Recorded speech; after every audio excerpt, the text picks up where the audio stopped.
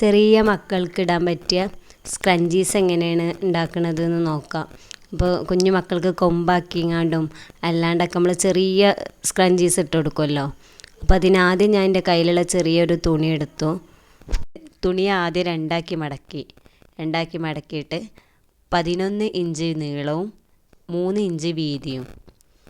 അപ്പോൾ അത് കട്ട് ചെയ്തെടുക്കുമ്പോൾ നമുക്ക് ടോട്ടൽ 22 ഇഞ്ച് ഉണ്ടാവും നീളം, വീതി 3 ഇഞ്ച്. അപ്പോൾ അങ്ങനത്തെ ഒരു പീസ് കട്ട് ചെയ്തെടുക്കുക. വലിയവർക്ക് ചെയ്യലും ഇതുപോലെ തന്നെയാണ്, പക്ഷെ അപ്പോൾ അളവിൽ വ്യത്യാസം വരും. അപ്പോൾ വീതി നമ്മൾ 3 ഇഞ്ച് എടുത്തോടുത്ത് വലിയവർക്കാവുമ്പോൾ 5-5.5 ഇഞ്ച് ആ അളവാണ് വരിക. അതുപോലെ തന്നെ നീളം വരൽ 32 ഇഞ്ച് 30 ഇഞ്ച് ആ അളവും. നമുക്ക് ആവശ്യമുള്ള തുണി കട്ട് ചെയ്തെടുത്തതിൻ്റെ ശേഷം അത് രണ്ടാക്കിയിട്ട് അതിൻ്റെ നടുഭാഗം വെച്ച് രണ്ടാക്കി മടക്കിയതിൻ്റെ ശേഷം ഒരു അറ്റത്ത് നിന്നും 1 ഇഞ്ച് ഗ്യാപ്പ് വിട്ടിട്ട് മറ്റേ അറ്റം വരെ അടിച്ചു കൊടുക്കുക. 2 ഭാഗത്തും ഓരോ ഇഞ്ച് ഗ്യാപ്പ് വിടണം, എന്നിട്ട് അടിച്ചു കൊടുക്കുക. അങ്ങനെ അടിച്ചതിൻ്റെ ശേഷം ഇനി അത് മറിച്ചിടുക. നല്ല ഭാഗം പുറത്തേക്ക് ആവണ കോലത്തിൽ ഒരു പെൻസിലോ എന്തെങ്കിലും വെച്ചിട്ട് ഒന്ന് മറിച്ചു കൊടുക്കുക. ആദ്യം തന്നെ നമ്മൾ ചെയ്യുമ്പോൾ പഴയ തുണിയിൽ ചെയ്യുക.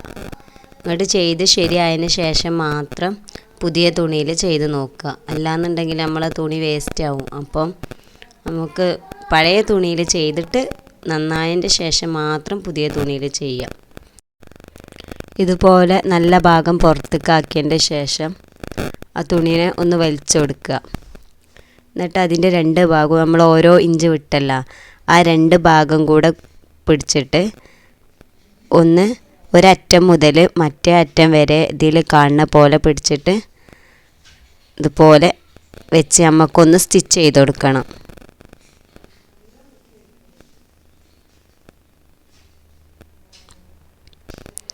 അങ്ങനെ സ്റ്റിച്ച് ചെയ്ത് കൊടുത്തതിൻ്റെ ശേഷം നമുക്ക് ആ പുറത്തേക്ക് നിൽക്കണമൊക്കെ ഒന്ന് വലിച്ചു കൊടുത്ത് ഉള്ളിലേക്കാക്കുക.